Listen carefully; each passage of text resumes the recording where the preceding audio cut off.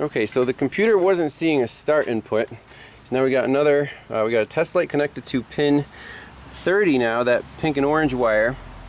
And I have it rigged up on the windshield wiper so I can see if, when you turn the key to start, that you get a feed on that wire. Well, let's see.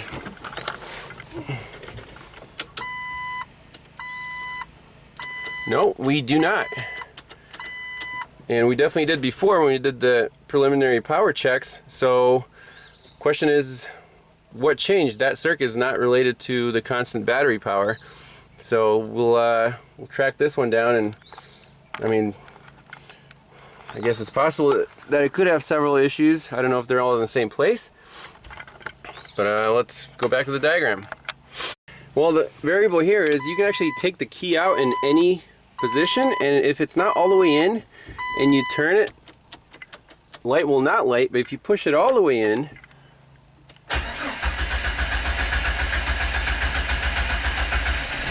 magic happens. And I don't like the long crank time. I'm wondering if that CKP code is going to come back. There it is. So we have to chase this P0335. That is a problem. Just make sure everything's plugged in. But otherwise, the computer's online. The starter works. Starting circuit's good. So let's find this CKP sensor. Well, the owner said that it is indeed unplugged from the check-in before. It's underneath here on the bell housing, right? Yep. Okay, perfect. All right, now it's plugged in. Now it should fire up in half a second instead of 5 seconds. All right, let's see here. Key on. Clear the codes out again. Continue. Codes. No codes present. Okay. And I don't know what happened to my scanner, but it should fire right up. Yeah, that sounds better.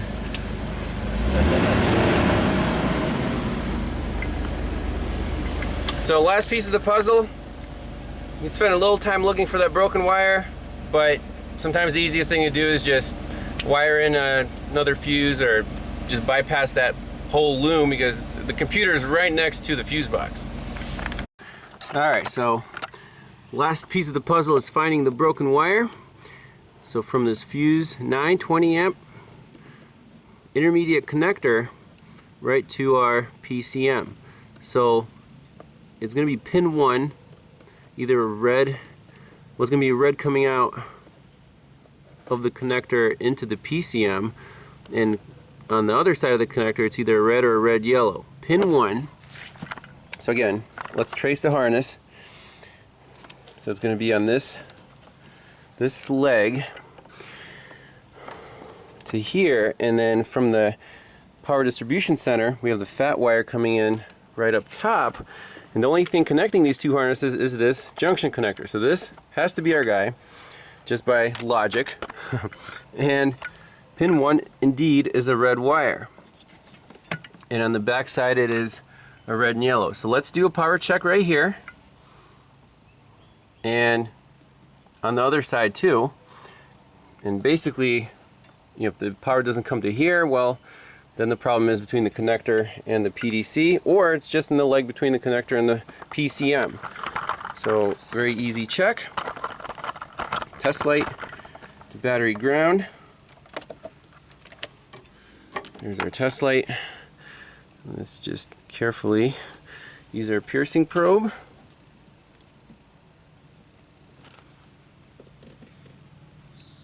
Bingo! So we're good to here.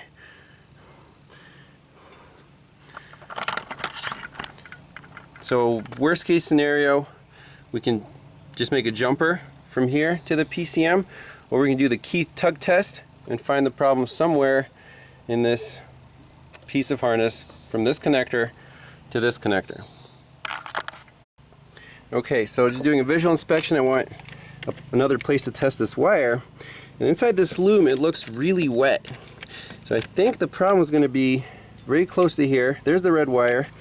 we can get a pick, separate it out, pull on it,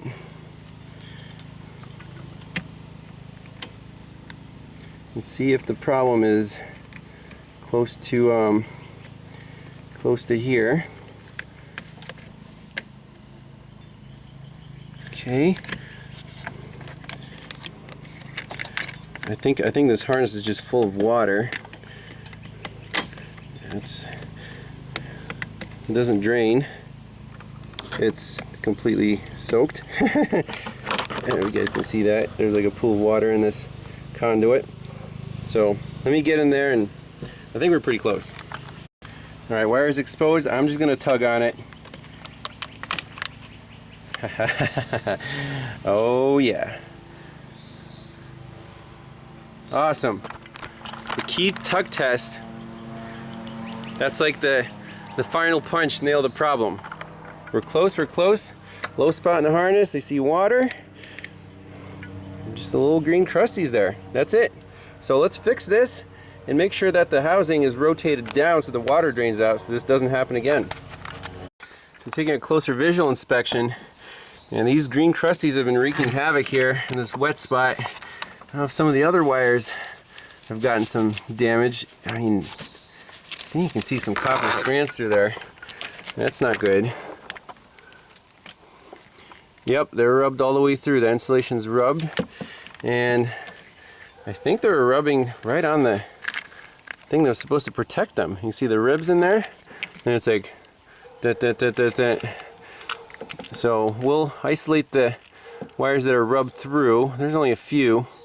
Clean this mess up. Maybe tape these guys up, seal them up with whatever liquid electrical tape, and fix the power wire. Should be in good shape. So going for this wiring repair, we're just going to cut out the rest of the bad section. Make sure we have good clean copper to work with.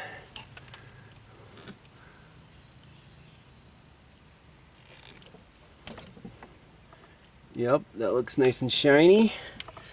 On this side.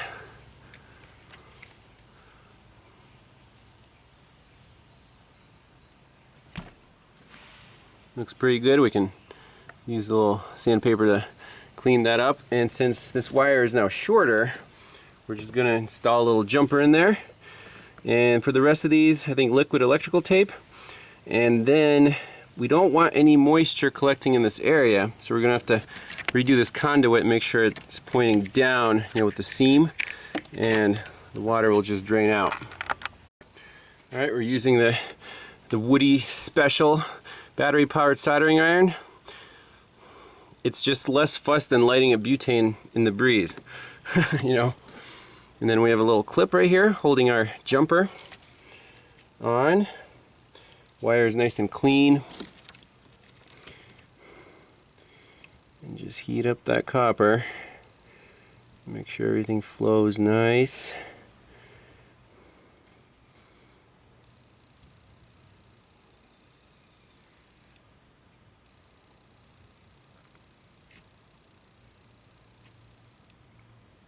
Yeah, once that solder flows, it's a beautiful thing. I want to make sure you get both sides of the wire here. Okay, looks good. Just unplug it. Let it cool off.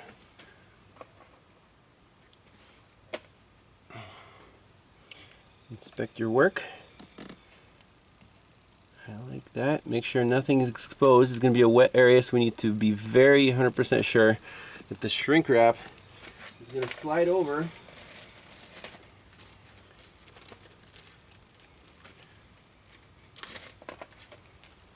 So you want to use the epoxy style shrink wrap and cut an extra long piece to make sure we cover the entire repair area. And just slide it on.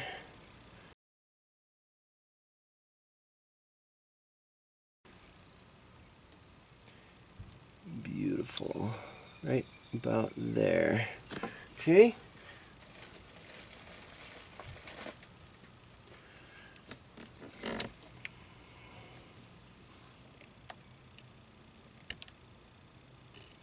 I'm happy with that.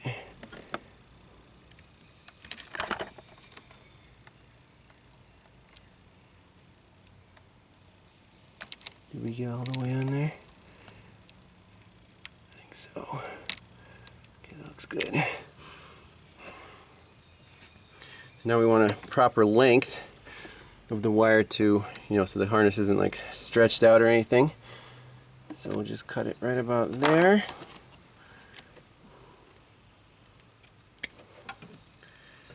Strip off this end.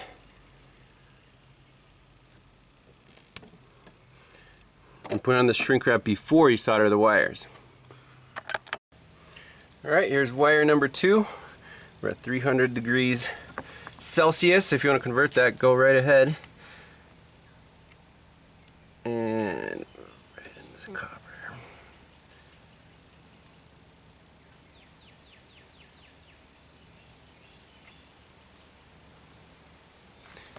You can't see what I'm doing here, huh? Try from the top.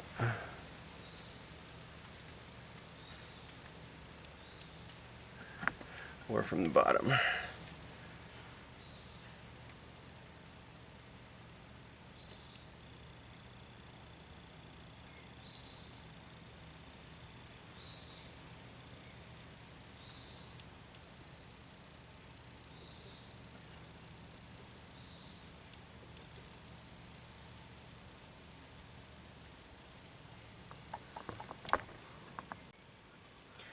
Alright, let's toast this one on.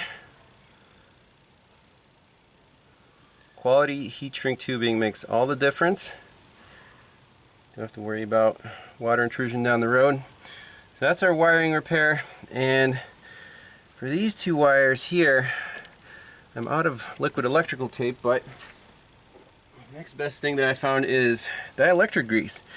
This thing, dielectric grease sticks pretty well, and it'll fill the voids in that wire. So just where the copper is exposed. And again, these things are rubbed through, and it's not like a power feed that's looking for a path to ground. And now we can wrap these up a little bit, or just put them right back in the conduit so there's no place for the water to accumulate. So let's get this conduit back on here.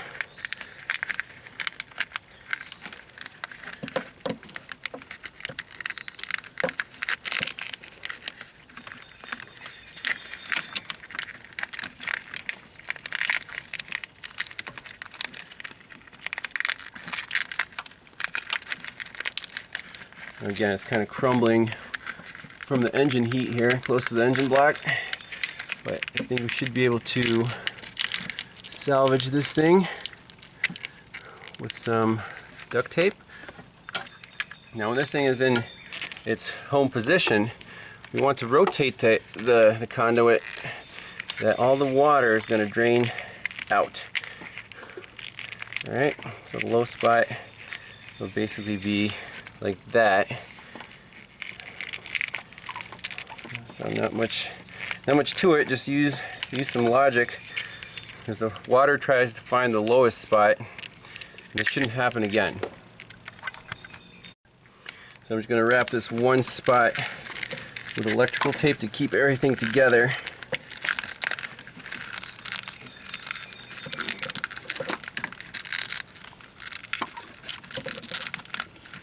See right there, it's kind of crumbly. Try not to disturb it too much. And as long as this isn't the low spot, we won't have any issues with drainage, I don't think.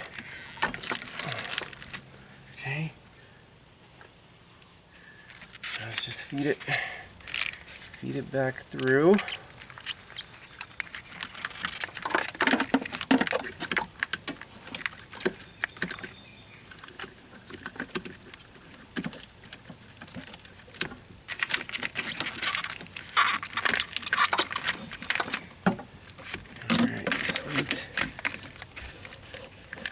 Like it. So now the low spot's going to be right here, and the conduit is rotated down. So plug and play and should be it. All right, I think we're just about done. Everything's plugged in. Drain passage is on the bottom. And I made a little light zip tie support to pull this harness up away from the ignition coil so it doesn't rub as much while you're wheeling. Last check. Oh yeah. Almost forgot. While I was doing the repairs, I actually took out that 20 amp fuse just in case. We have that live wire and we're working on it. It shorts the ground. You blow your fuse and, you know, that's a pain in the butt. So better safe than sorry. All right.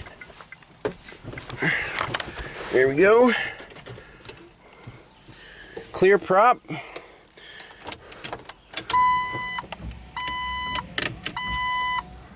Check engine lights on, keys all the way in. Yay. Sweet. So, that was a good one. Thought process, again, no comm, no crank. Go right for the computer, and like the third wire we checked, missing power feed. And then the other time is spent finding the broken wire.